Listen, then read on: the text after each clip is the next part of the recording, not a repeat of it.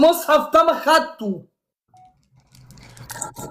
وانت عارف اللي انا ما خدتوش. انت متاكد يا حاج عصام انه خد الذهب؟ انت عارف اللي انت انا ما خدتوش. انا والله العظيم ما اعرف. انا عارف ان سيد اخويا بيقول لي والله العظيم خدوا مني. اقسم بالله والمصحف ده ما خدت حاجه، وانا مش عاوز حاجه، انا عاوز البنت.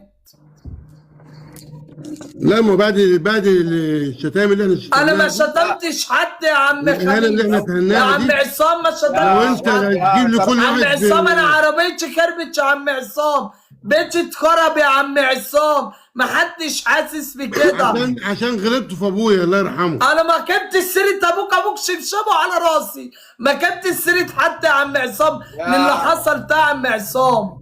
لا انتوا كلكم غلطتوا في ابويا. لا ما حدش جاب سيرتكم ولا يقدر يجيب سيرتكم. لا ابوك قاعد يقول المكوى ومش المكوى. لا ابويا ما قالش حاجه، ابويا ما قالش حاجه. ده شغلة ابويا دي.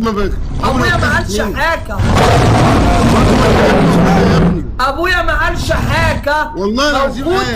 وطلعت رحت العتويه ورحت لتا يا عم عصام. ماشي. ما كانش عاجبني انا الصلح بتاعك ده. ليه ما كانش عاجبك؟ ليه يا عم عصام؟ عملت ايه؟ كنت انت قاعد عمال تقول انا هتشتغلني انا. طب اقول ايه؟ قول لا.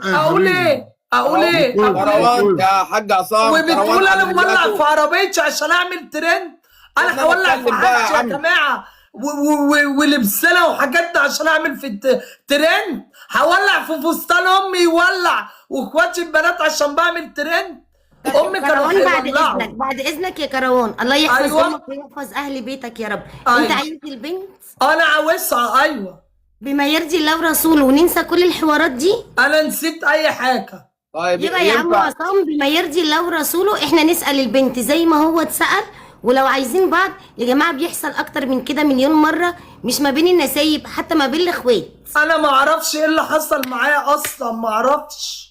لا اللي حصل ده قضاء ربنا ولعله خير. عربيتي حاجتي ما اعرفش ايه اللي حصل ده كله. يا كروان تعتذر على اي غلط غلطته في الناس المحترمه دي. انا ما اقدرش اشتم حد يا شيخنا وربي ما شتمني. ابويا شعبان عبد الرحيم انتوا غلطتوا فيه. لا انت كلكم غلطتوا فيه.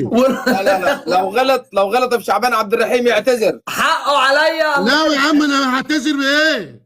هعمل ايه بالاعتذار؟ انا ما بخلطش. انا كروان ما تضحكش عشان ما تتفهمش غلط. استنى يا كروان والله ما ضحكت والله. اللي يرضيك ايه يا عم عصام؟ عم عصام اللي يرضيك ايه؟ ايه اللي يرضيك؟ كروان انت غلط الصراحه. انت عبيط يا ابني، عبيط. انت عبيط يا ابني. بتضحك ليه؟ محسس اللي هو مش عارف. هو تقريبا تليفونه فصل. والله يا كروان امانه اعتبرني اختك الكبيره. انت يا حبيبتي انت عايز البنت بما يرضي الله. والله العظيم. ايوه.